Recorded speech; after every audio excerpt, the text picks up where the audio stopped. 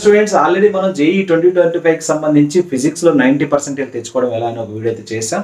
ఏ chapters నుంచి గత సంవత్సరం ఉన్నటువంటి సినారియోస్ ప్రకారం ఎంత పర్సెంటేజ్ ఆఫ్ వెయిటేజ్ క్వశ్చన్స్ అడుగుతున్నారని చెప్పేసి, అలాగే ఇప్పుడు కెమిస్ట్రీకి సంబంధించి అయితే మీకు తెలియజేస్తున్నాం. కొంతమంది దానికి ఆ వీడియో కింద ఫిజిక్స్ చేసినటువంటి వీడియో కింద కామెంట్ చేసి రావడం మిగతా సబ్జెక్టులు కూడా కావాలని.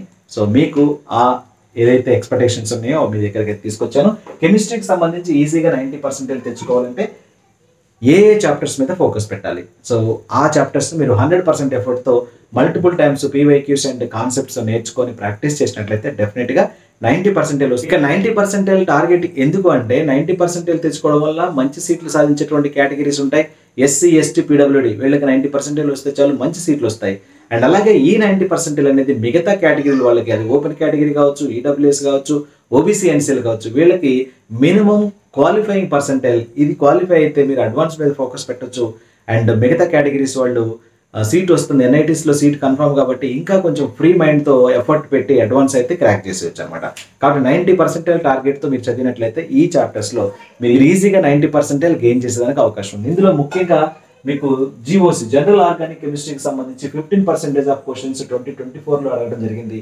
బోత్ మనకి జనవరి అండ్ ఏప్రిల్ సెషన్స్ కంపేర్ చేస్తే. అండ్ అలాగే కెమికల్ బాండింగ్ నుంచి 8%, కోఆర్డినేషన్ ఆఫ్ కాంపౌండ్స్ నుంచి 7%, పీ బ్లాక్ ఎలిమెంట్స్ నుంచి 5%, ఎలక్ట్రోకెమిస్ట్రీ నుంచి 5%, అండ్ మీకు ఇక్కడ వచ్చేసి కీటోన్స్, కార్బాక్సిలిక్ నుంచి 5%, అండ్ స్ట్రక్చర్ ఆఫ్ ఆటమ్స్ నుంచి 5% of the questions, and biomolecules నుంచి 4%, థర్మోడైనమిక్స్ నుంచి 4%, మోల్ కాన్సెప్ట్ నుంచి 3%. టోటల్గా 60% ఆఫ్ ది క్వశ్చన్స్ 2024లో అడిగారు.